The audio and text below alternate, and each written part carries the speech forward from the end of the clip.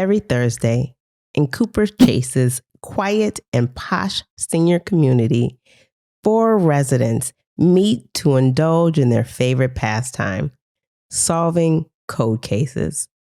When the local developer's partner turns up dead amidst plans to expand housing by bulldozing a cemetery, the amateur sleuths have their first real-time investigation.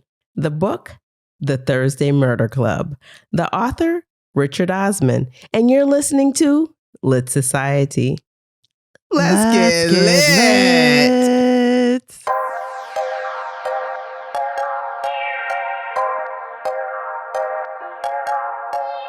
Hi, readers. This is Alexis. And this is Kari. And you're listening to Lit Society, a podcast about books and drama. Readers, as you know, we have made our way to Patreon, and effective October 1st, that will be the only way to listen to full-length new episodes. So support us. And your support of us allows us to keep creating and bringing you even more exciting content. Plus, you'll be part of our exclusive Literati Club, okay? We look forward to seeing you on the inside. It's free. The link is patreon.com/litsocietypod. Do it right now.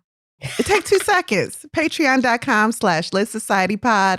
Join for free. Now it's time for Society Says, where we share your comments with the rest of our lit society. Kari, is there a comment you thought particularly lit? There is. And actually, I just got this from Spotify this morning. So perfect timing, Alexis. I hope it's not the one I got. Oh, maybe. So the comment is from KDC 218. Okay, great. And they say they say Alex, but that's okay. I like that too. Alex and Kari. Yeah, see? Alex and Kari, I'm a longtime fan of the podcast. I have 2 sweatshirts, but this is my first comment. Thank you. Already, KDC 218. They go in to say, thanks so much for your well-researched but also highly personal reflections of Mice and Men. I've been doing a little book club with my kids, and now that they're in middle school, finally read of Mice and Men with them this week. Afterwards, we listened to the back end of your episode, which really helped 2 Asian American kids build a little empathy and context about the world we live in. Oh, I love that. So many things to love about this comment. You have two sweatshirts. Thank you for supporting us by buying merch. Thank you for having a book club with your kids. That is so awesome. And you're reading books from a variety of genres, obviously, making sure they're age appropriate. That is so cool. And incorporating our show into that family moment is an honor. So thank you so much. Absolutely. Alexis, is there a comment that you wanted to highlight this week? Yeah, that touched my heart. I mean, it's really beautiful. Yes, I do have a comment. My comment is from Arsha Anil _Invictus. And she says, I'm sorry, my eyes are irritated now. Oh, her eyes are sweating. Yeah, they are. They're not irritated. Yeah. It's so cool. We love you, Literati. No, seriously. Because we could read books on our own, which we did for like years, decades. We have, yes. And talk about them amongst ourselves. But you guys just add so much. And to have a global community of readers that actually listen to our nonsense and commiserate with us is just so special. So thank you so much, which is why we need you to sign up for Patreon so we can continue to do this. Okay, go ahead, Alexis, please. That's right. Okay, as I said, Archa now _Invictus says, your podcast is just awesome. I listen to your podcast via Spotify. You are just 2 wonderful women bringing smiles via every episode.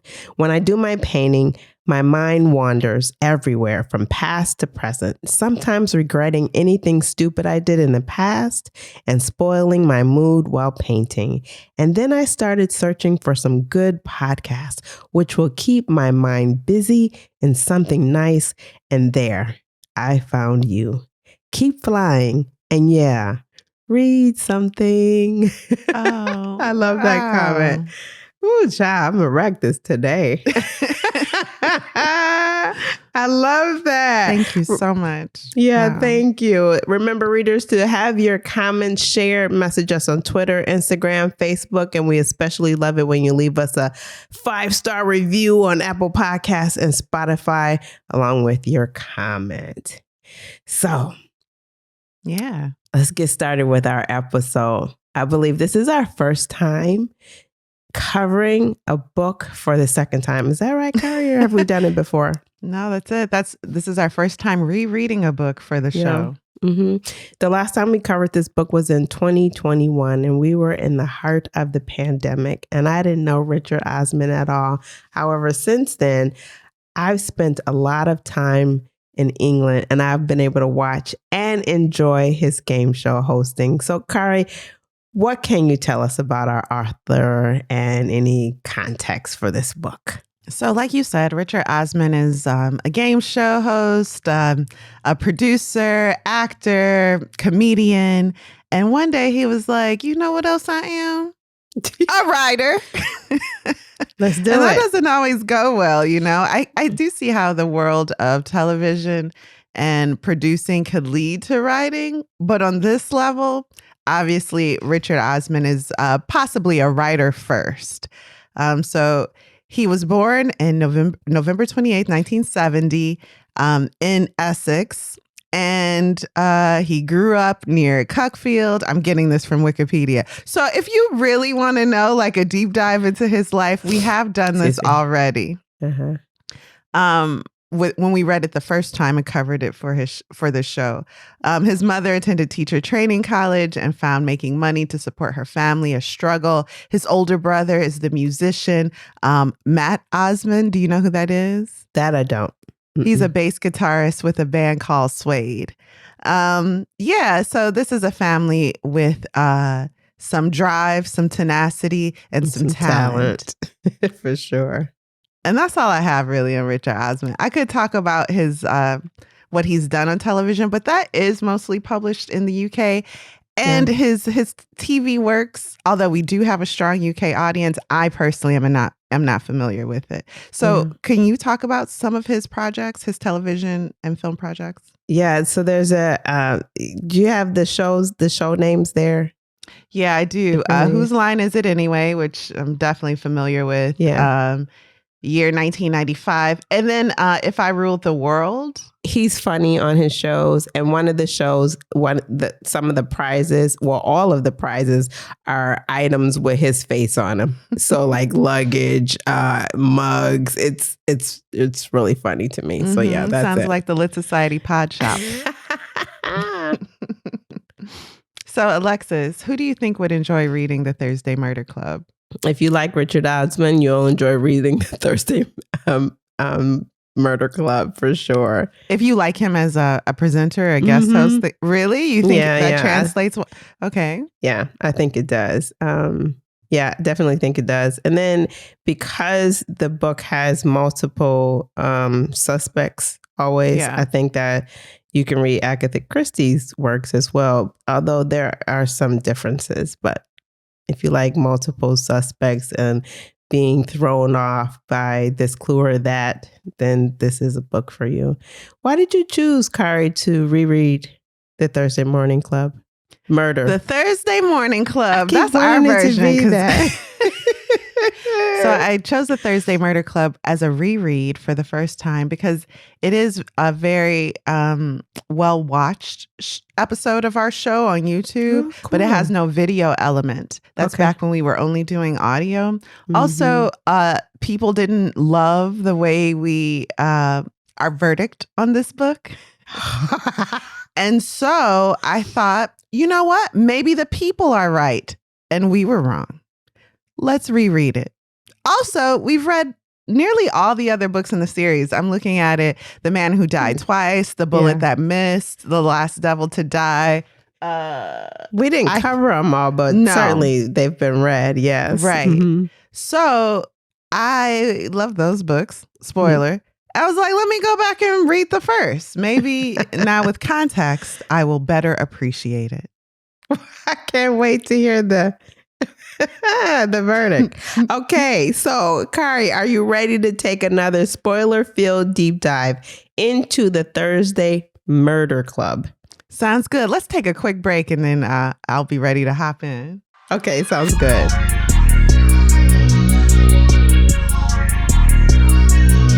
And we're back. Woo! So that's it. Let's do the deep dive. And are you spoiling it? Let's just make sure. Yeah, this book is published in 2020. I'm definitely spoiling it. Y'all should have read it by now. Oh, and it's going to be a television show. There you go. / movie, possibly, with all our favorite oldies. So, what's his name? Pierce Brosnan? Yes. Is that his name? Yes. Helen Mirren. Mm-hmm. You know, all the oldies. All the oldies but goodies. And they're ideal. As Even that guy from Broadchurch, which I was like, he not old. Yes, he is. So I just wish Judy was in it, but she said her eyes hurt right now. She can't see that well. Oh, so you know, those are the top ones that we're always getting. So yeah, but they're cool. Love it. Love it. Okay, well, let's get started, Kari. Let's hear it. Here we go. A deep dive into the Thursday Murder Club by Richard Osman. Okay. The opening lines. Killing someone is easy. Hiding the body, now, that's usually the hard part. That's how you get caught. I was lucky to find the perfect place. Sometimes I have a cigarette, which is my only vice. You guys, I have no idea who said this. I know, right? I listened to that again and I'm like, wait, who said that? There's another book in the series with some captivating opening lines. And we were also like, who said that? Who said that? Who said that? That's a must. I don't know who said it. So remember and forget. Alexis, do you know who said it? I still don't know who said it. Part 1, the club. You can find me in the Thursday Murder Club. Joyce is writing a letter, reading the contents out loud. Actually, she's writing in her diary. From the diary entry, this is very much expository dialogue, but it's fine. It's done in a way that doesn't feel cheap or cheesy. Sometimes she will stop writing because emotions get the better of her, and then the book will take you to the actual scene where it took place. And I'm telling you this because sometimes stories, books, and movies will try to get away with this type of dialogue, kind of telling you the plot instead of showing it to you. And it's a very just lo-fi way to get a story across. It's not very engaging. It's very amateur. So that's not really what's going on here. The way Joyce writes tells us a lot about her character and how she sees the world around her, but it's not the only way we're immersed in the story. Okay, so every time we go to Joyce's diary, it's a fun little break from all the action around us. So in this particular entry, we're learning that, number one, Joyce is trying to meet people and try new things. She's living in this upscale, kind of like an assisted living community. I don't know if they're assisted. It's more like, what do you call it, Alexis? No, I think so. What I've learned is that they have these communities, but within the community, there are multiple wings. So there is an assisted living community. There is a nursing facility where people are receiving care on the property, but there's also the ones where people live on their own. And so that's where they live. This is a facility to get you from the quarter end of your life to the last chapter. Every step along the way. Don't look sad. That's nice. So, sorry, it was dark. Actually, they just built one in my area and they will come to your condo, pick up your laundry. You don't want to go to the workout class will come to you. Like in your apartment? Yes. I love that. I wish I could live in there. Moving on. Joyce enjoys an active social life with her neighbors, including Elizabeth, who lives in the same complex, Cooper's Chase, with her third husband, with whom Joyce sometimes plays cards. A few days ago, Elizabeth asked Joyce about knife wounds. She's like, Joyce, I want to ask you a question. Because Joyce used to be a nurse. She's like, she pulls out a photograph from a manila folder and she goes, I I know you used to be a nurse. What do you think of these knife wounds? Could someone heal from this? What would it take for someone to heal from this? I don't know what accent that is. There's another guy on the property. His name is Bernard. Like we would say Bernard, but it's Bernard. He's another friend in residence. He was once a professor. He helped Elizabeth and Joyce figure the math in this particular cold case, which led them to guess that the girl was stabbed and had about 45 minutes to live from the point she was stabbed. Elizabeth lets Joyce know that she told Abraham, another friend, who Joyce has yet to meet, that the girl would have lived if someone was there to patch up her wounds. So it seems the boyfriend may have done it. He's the one who found the body. Elizabeth gave Joyce a copy of the photo from the crime scene. Can I have this? Oh, yes, darling. We all have photos. I've copied them for everyone. We're a morbid little group. Apparently, all of Elizabeth's friends have copies of these very disturbing photos. Then Elizabeth asked Joyce a question. Are you free on Thursdays? Okay. Back to Abraham. He was a psychiatrist. And you know what? Those are the type of professions that never leave you. So he really enjoys reading, researching, and diving into the psyche, the mind, okay? And then we have Ron, who's part of their little gang here. He's a very physical man, a hothead, but a sweetheart. You know the type. He never believes a single word anyone tells him. Very good. So now let's meet Donna. Donna is a police officer, and she's teaching the residents of Cooper's Chase about home security. One of the residents raises their hand and says, "Oh, please don't tell us about locking windows and closing doors. We've got it, I promise you." And so Donna's like, what have I gotten into with these oldies? So but this project, visiting Cooper's Chase and teaching them about home security, gets her out of the station. She's from like North London, where it used to be more fast paced, but she had a bad breakup. She wanted a change of scenery. She ended up in Cooper's Chase, and it's such a sleepy area.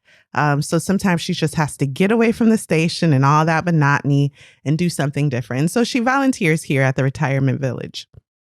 This is where we learn how outspoken, opinionated, and confident these residents are. One woman says, "Listen, I've got cataracts. If you show me a library card, I'll let you in. There's no hope for me." Am I allowed to say Nigerians? Someone else says. So Donna is soon told no one is interested in what she's come to discuss. Instead, she is shown photos of grandchildren and invited to lunch. A conversation about how WPC is now just PC. So it used to be like woman police officer, and now it's police officer. I don't really know what PC stands for. Do you know? I used to. I think I did in the last episode. It's English talk. There are a few English words in here. English, like spade. That's a shovel. Stuff like that. And Donna has a little gumption because somebody's like, "Well, we always said WPC. Why do we have to stop saying it now?" And she's like, "Because it's more respectful to me, and it takes you no time or thought to do so." And so they're like, "Oh, Donna's got a little fire." It's police constable. That's what it is. Constable. Oh, thank you. All right. So while enjoying a second bottle of wine with the group, Donna discovers she's having a liquid lunch with the Thursday Murder Club. Ooh. She's been initiated. Did you know Donna was Black? Yes.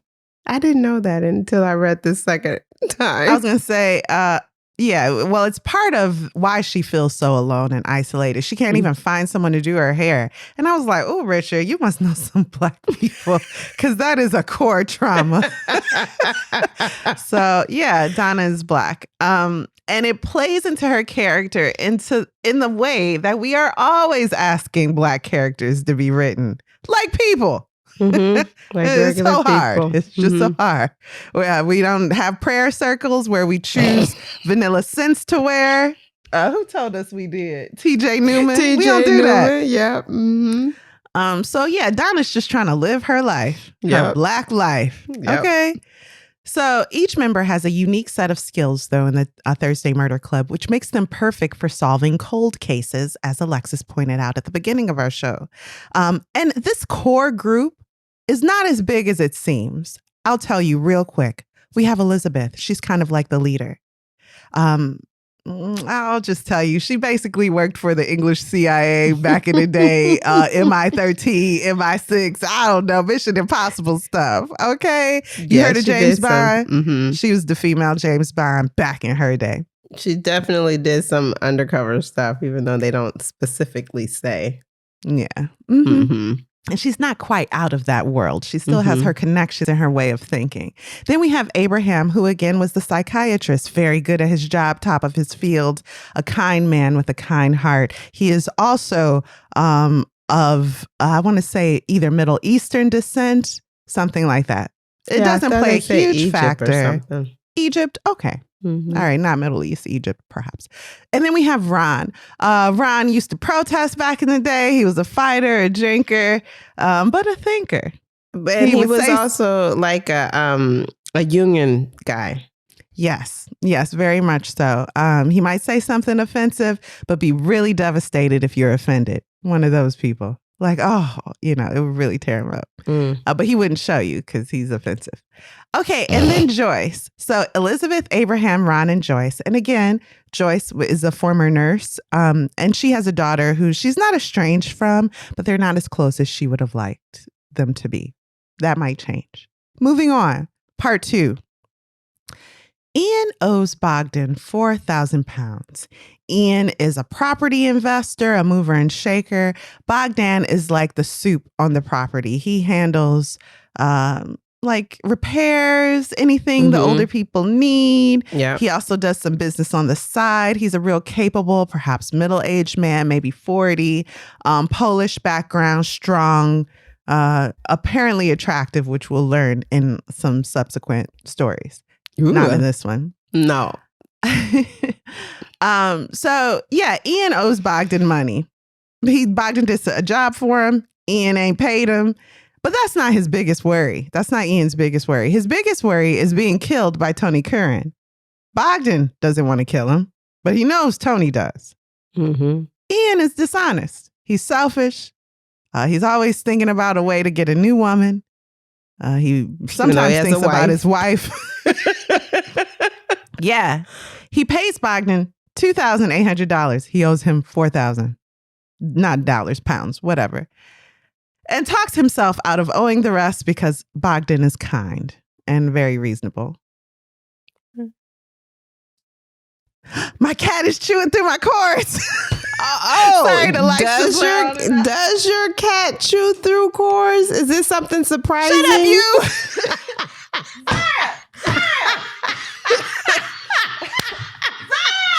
That's what she do. That's what she do.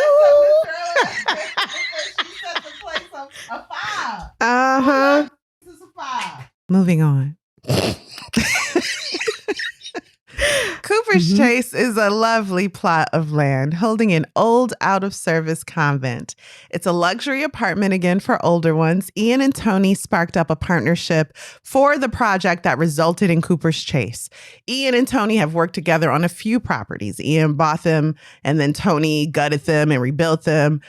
So Ian is kind of like the backer and Tony gets the muscle needed to actually expand or remodel the place. Remodel the place, yep. Yeah, Ian wanted to replace Tony with Bogdan, who is a cheaper contractor, which is foolish because Ian has seen Tony break people's limbs. So why would you do that? Why would you cut him out of a deal? Ian started the partnership with the goal of taking advantage of Tony if possible. He wants to take advantage of anyone if possible. The only problem is that Tony is no one to take advantage of. And Ian should have known that. He'd pay for his forgetfulness. Now we meet Ron Ritchie. I think he knows. He just thinks he's more clever than Tony is. Now, let's go to a meeting that the residents of Cooper's Chase are having. Among this group is Ron Ritchie. Remember, Ron is the offensive man who's like all muscle, right? He's fighting in this moment with the strength of a younger man. He's in a consultation meeting with the residents of Cooper's Chase, an architect, and builders and investors, Ian and Tony included. The residents are fighting because the investors in Cooper's Chase want to clear out a grave site called the Garden of Eternal Rest. Yeah, something like that. Yeah, and redo the convent and everything to build up more money-making properties. Mm-hmm. And the residents are like, that's all part of the charm of this place. Also digging up grave bodies, and we about to be in that ground? That don't sit right. Something about that is wrong. Mm-hmm. Don't do it. Yeah. Later, Jason Ritchie is greeted by Dennis. Jason is Ron's son. Jason is a professional fighter, now retired. He's also a bit of a celebrity. Joyce is with this group in the moment, but Jason always worries Ron, and today is no different. There's something about Jason's elusive excuses for leaving in this moment that fills Ron with extra worry for his son. Mm-hmm. Later, Tony is going to kill Ian. That is a fact. So let's visit Tony real quick. Tony lets himself inside of his home. His job as a contractor is partly a money laundering scheme, hiding his drug money. But he needs a plan, he decides. Fail to prepare, and you plan to fail. So, why do people mess with Tony? He thinks to himself in third person. For whom has that ever worked?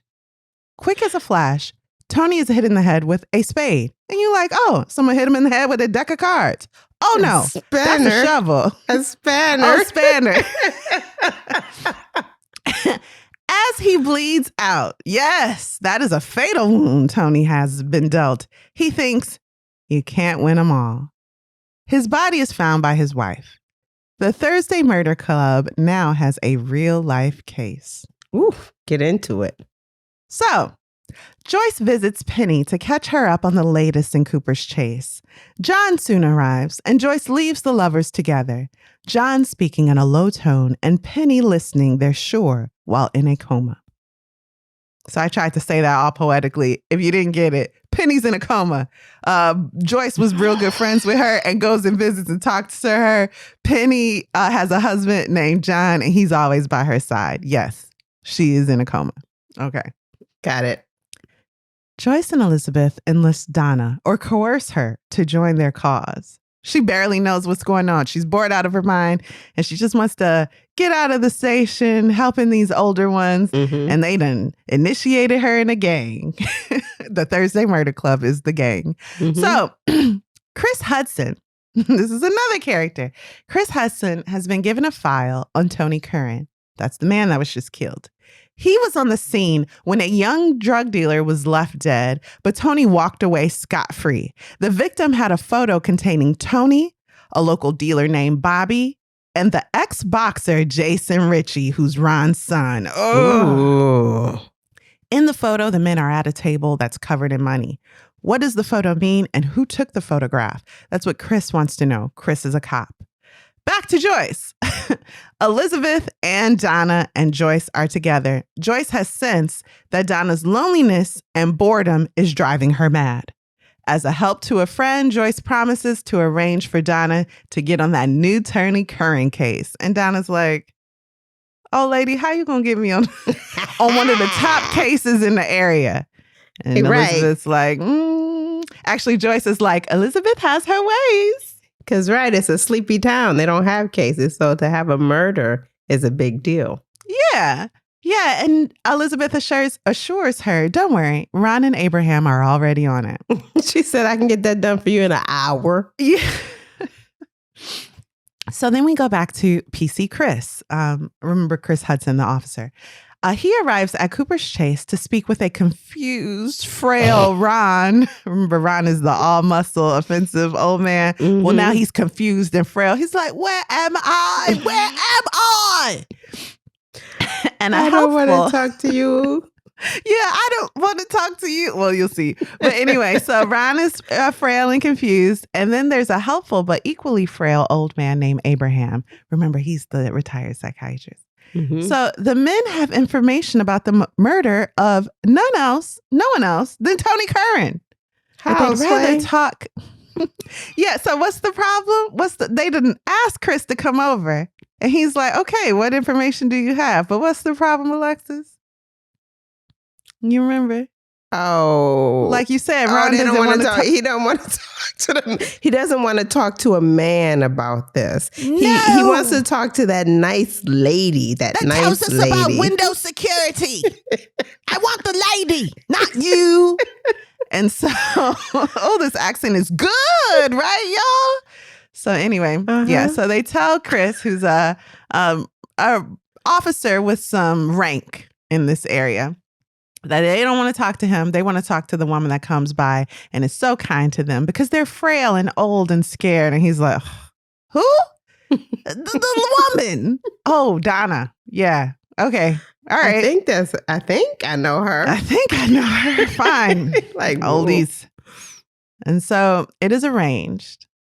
The officers may extract anything useful from the two frail old men and confused old men who happen to be great amateur actors only if Donna is present. They worked it out. Somewhere else, you guys, on this property, there is a priest named Mackey, and he is begging Ian not to move the cemetery. This was a point of contention the first time we read this book, and it ain't no different today. I'll talk about that at the end. Yeah, we look forward to it.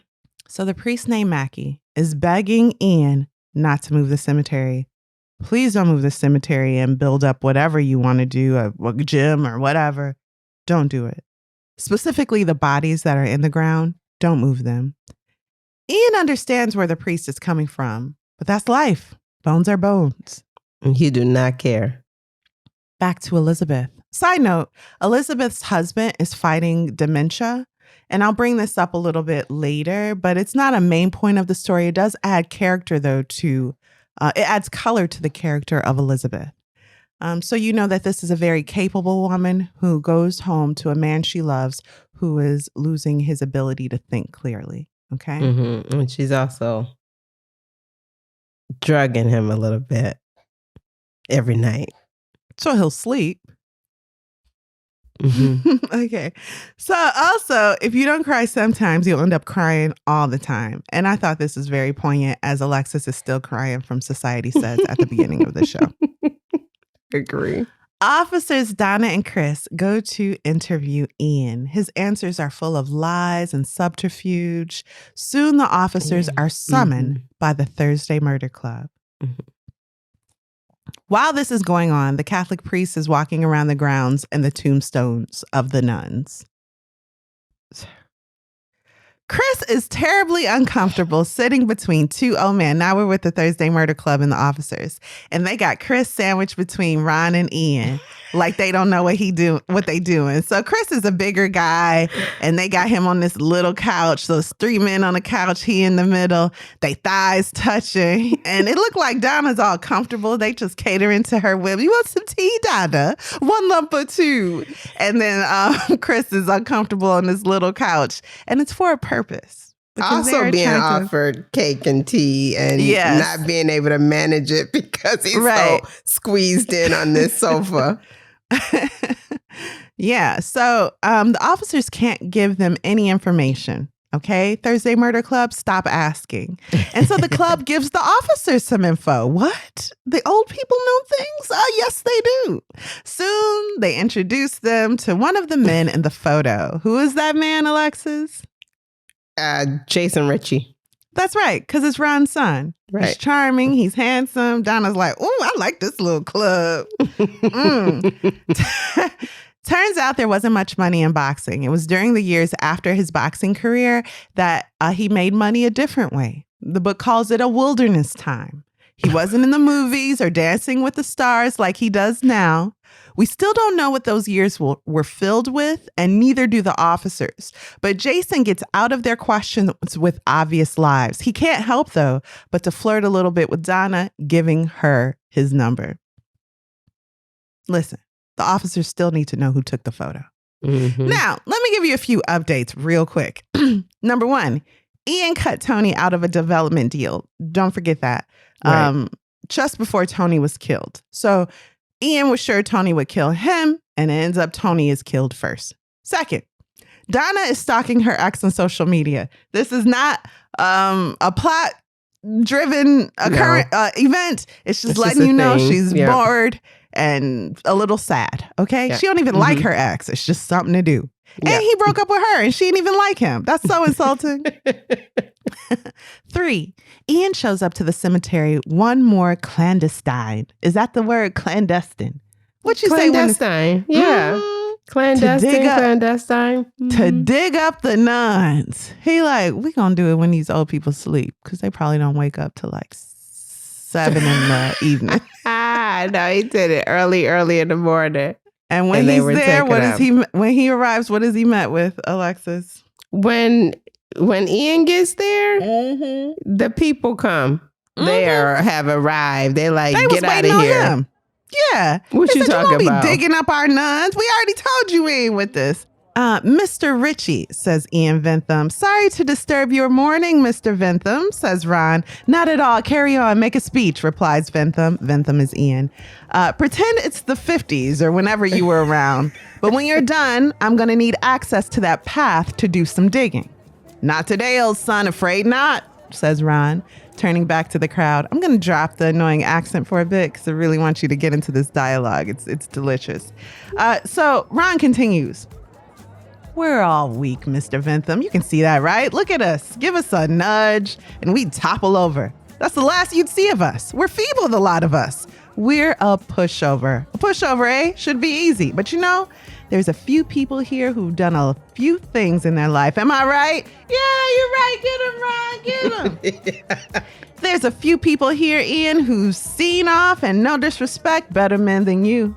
Ron pauses and looks around at his audience. We got soldiers here, 1 or 2. We got teachers. We got doctors. We got people who could take you apart and people who could put you back together again. We got people who crawled through deserts, people who built rockets, people who locked up killers, and insurance underwriters. Shouts Colin Clements from Ruskin to happy applause. In short, Mr. Ventham, says Ron, his arm sweeping, we got fighters. And you, with your diggers at 7:30 in the morning, have picked a fight. Ooh, I love that. Yeah. Ian waits to make certain Ron has finished, that the bolt has been shot, then steps forward to talk to the same crowd. Thanks, Ron. All rubbish, but thank you. There's no fight here. You've had your consultation. You've made your objections. They were all overturned. You've got lawyers here, right? Alongside the people you're telling me have crawled through deserts. You got barristers, solicitors. You got judges here.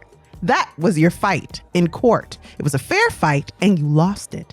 So if I want to drive onto land that I own at 8 a.m. and carry out work that I've planned and that I'm paying for, and that, also no disrespect, will keep your service charge at the reasonable level it currently is, then I will, and I am. The term service charge has a noticeable effect on the softer element in the crowd. They might well have 4 hours to kill until lunch and be looking forward to a show, but this fella does have a point. All right. So, in order to stop the digging, a barricade picnic ensues, right? Yeah. People start putting out picnic chairs, tables, I don't know, playing cards, dominoes, eating sandwiches with the crust cut off. Absolutely. Mm-hmm. And so Ian, I believe it was, calls the police. Eventually, the crowd disperses, save for the priest. In front of the cops, Chris and Donna, the only officers there seems to be in this town, because whenever something happens with officers, it's Chris and Donna that's called. But in front of them, Ian fights the priest, kind of. He touches him like a little bit, and the priest he ain't even that old. I don't know what happened. He blows over. The man stumbles. The oldies are riled up now. You ain't gonna come on this land digging up our nuns and pushing on our priest. No, sirree, Bob. They ready to fight. Get him. Chris is convinced Ian to leave and return tomorrow. Look, take it like a man. You don't want all these problems. Just come back tomorrow. Do your digging then. Before Ian can open his car door, however, he drops dead. The cause?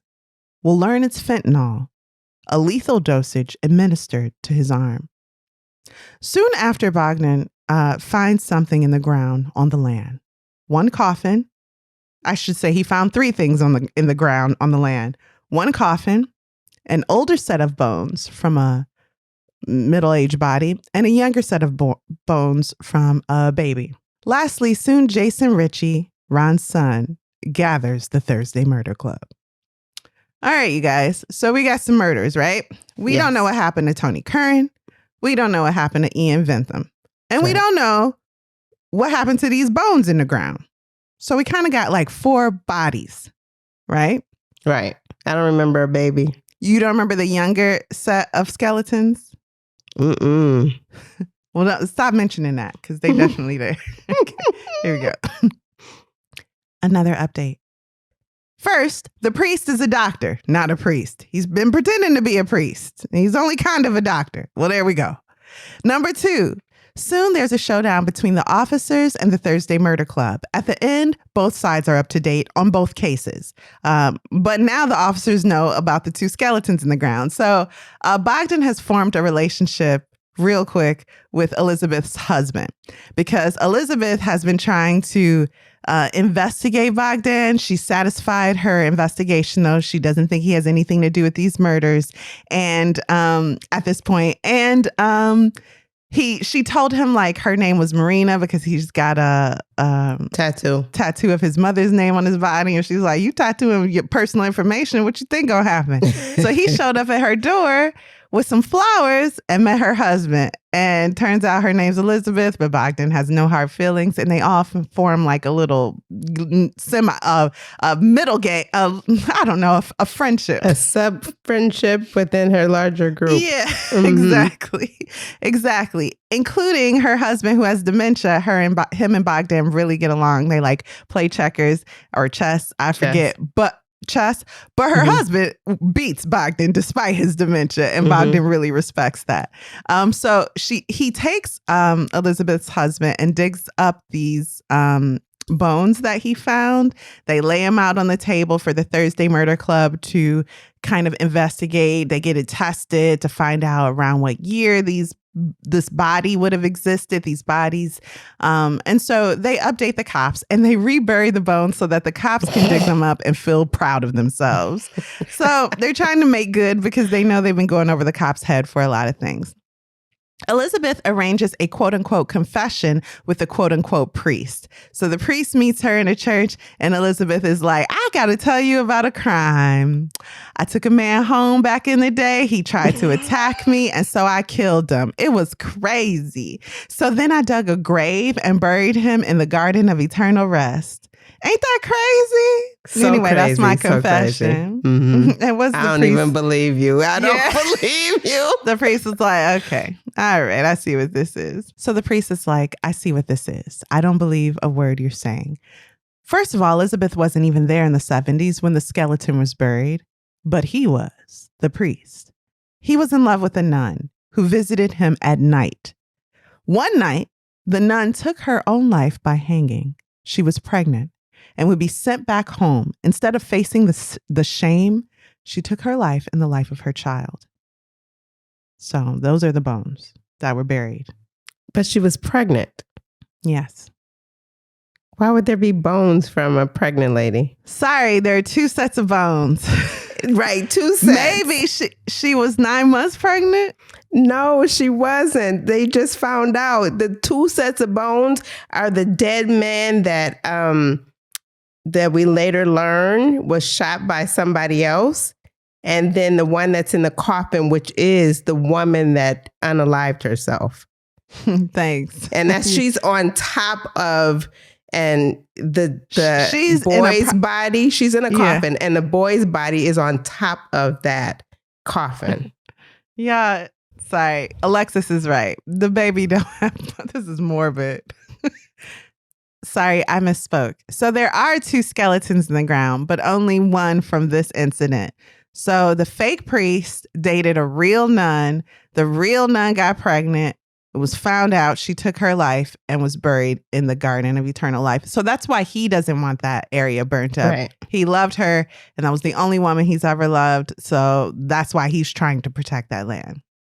So he didn't kill Ian Bentham, though, which I was certain he did because they had that little skerfuffle. Yeah, so and close then together, Ian died. Right. So who did do it? Well, a woman whose daughter wanted her dad to sell his land. The sale would have made her a millionaire. And wait, actually, no, it's not her. Well, then it's her dad, because the dad wanted to sell his land, but then Ian Vintham wouldn't allow. No, it's not the dad either. Oh, okay. Okay. Who is it? It's not the priest whose story belongs in another book. Who is it? Who is it? It's John. What? Oh, yeah. Not just Ian, but the skeleton, too. The skeleton was a mercy kill in John's eyes. Ian was self-preservation. But no, that's not the truth either. You see? This is the end of the book. And this is where the biggest problems lie. A few characters are brought in we ain't never seen before in our life, just to throw us off the scent. Mm-hmm. There's also a man in jail who's looking for his son. Y'all, I'm not going to bore you with all that. So who did it? Who did it? Well, let's start from the beginning. Oh, I love it. Remember Tony Curran? He was the first one to die in our book.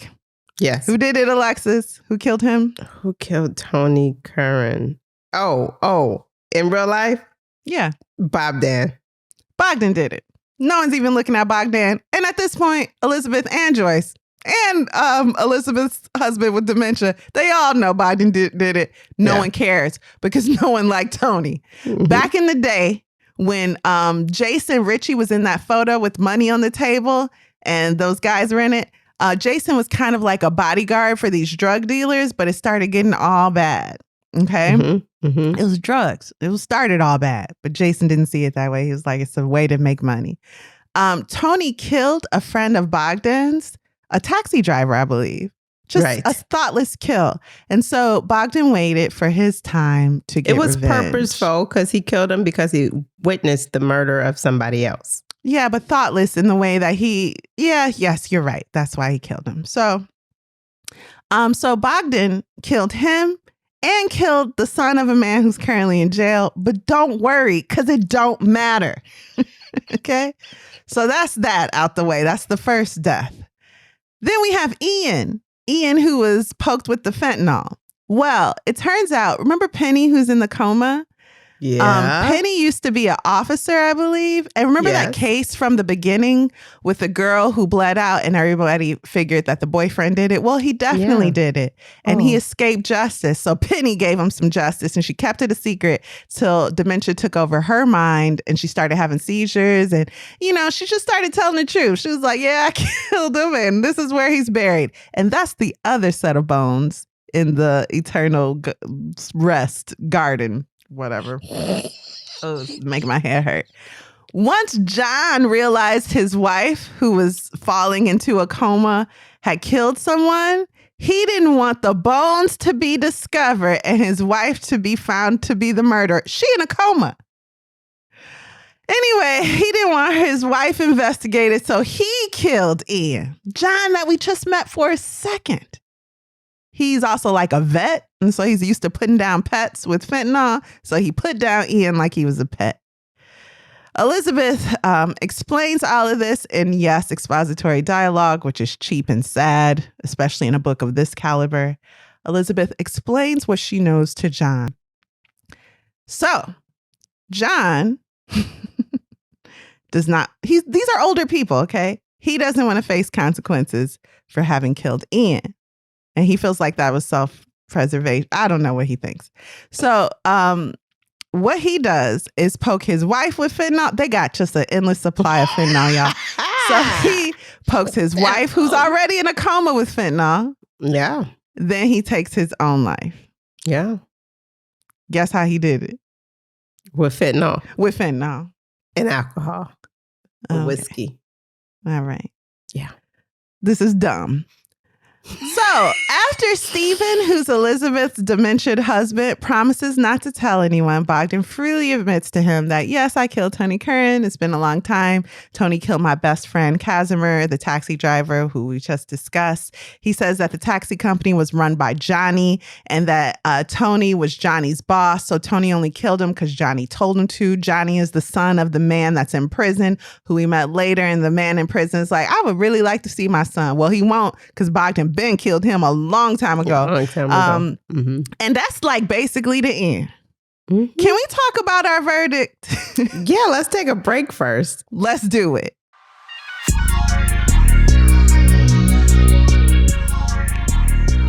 And we're back. Alexis, what did you think of The Thursday Murder Club by Richard Osman, and would you recommend this book? Same.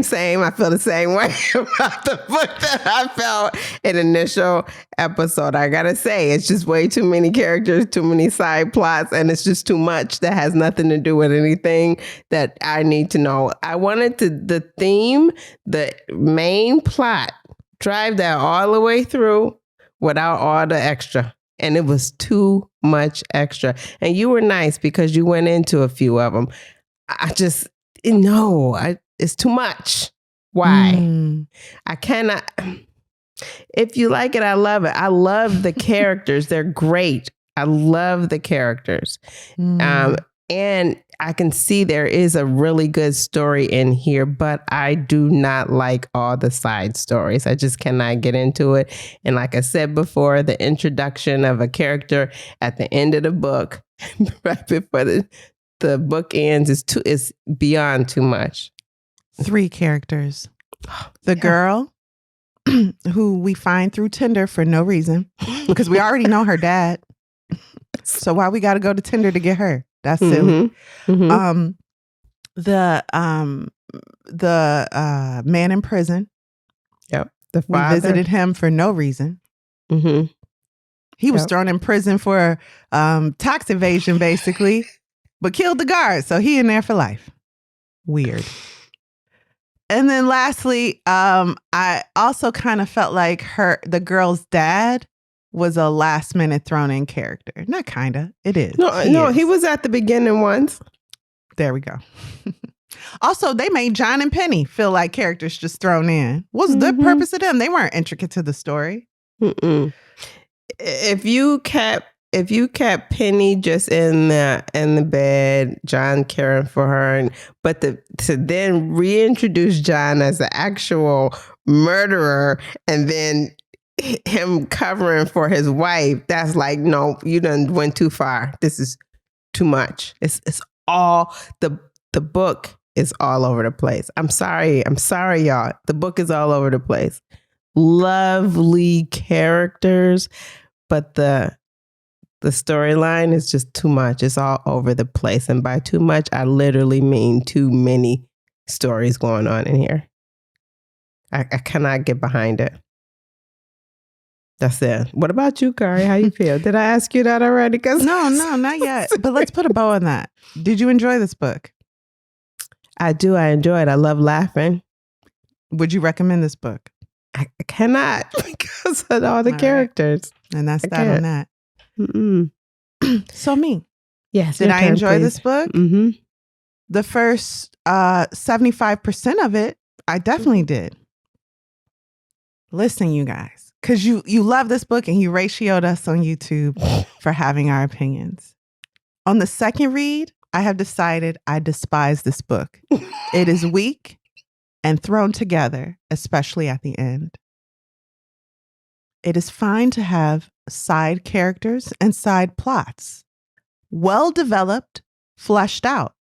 And that's great. And then they all converge at the end, right? That's the idea. This book had characters and plots for no purpose. They did not serve the story. And in the end, it felt cheap, the resolution. It was like a Deus Ex Machina that, oh, yes, of course, this woman in a coma who we never talked to because of her situation is the murderer, is one of the murderers. No.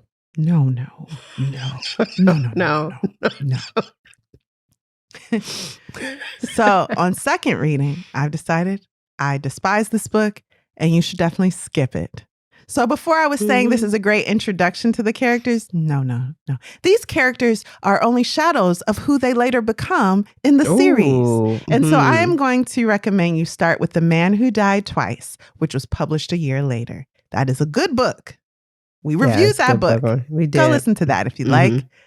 This book, act like it never happened. It is not good. It is bad. It is a bad book. The priest, the introduction of the priest, the story about the nun, the whole life take, it didn't have to be included.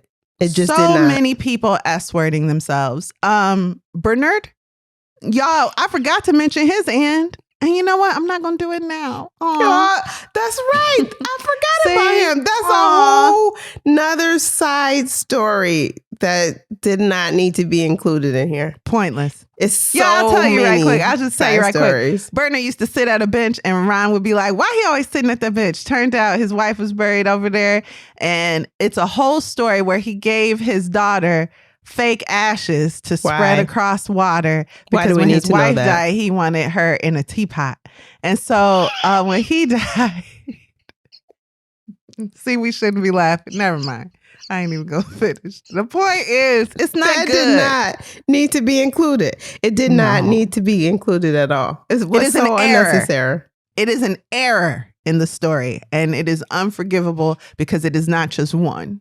Multiple errors. Multiple characters and thought processes that just did not need to be there. This is bad. This is not a good book. It's not representative of his future books. Hey, it's a poor representation of the series, which is great. Yeah, so. And so that's that on that. The Thursday Murder Club. Would I recommend it? No. Did I enjoy it? I'm going to say no. Even though I did. I didn't. I know. It's unfortunate because there are so many pieces within this book that you do enjoy. You laugh. You laugh with the characters, at the characters, with the way they set up scenarios, but you just cannot appreciate it because it. Also, I don't forgive Bogdan for murdering people. When did we decide that was okay? I don't care. I know he's a man of principle, and some people he feel like gotta die. That's not good. Get Bogdan off the streets. Because he could murder next. It could be you. It could be you. Yeah, no, that's not good. Why are you letting him off the hook? Well, that's it. That's it, y'all. We tried it. We tried it a second time, and we still do not love it. Sorry. Go with your first mind, kids. That's right. Don't allow the internet to pressure you to reread a book you thought you didn't like because you hate it. Because you don't like it. I just didn't like it at first. Now I hate it. Thanks, internet. You see how this guy is elevated really fast. 0 to 100. Now quick. She hates the book. What you gonna do about that? I don't know what to tell you, but what you can tell us, Kari, is what we read next week.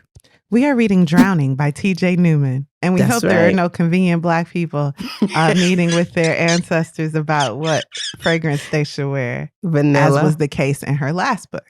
Tear them apart. Thank you for listening to Lit Society. We look forward to meeting up with you next week, Thursday.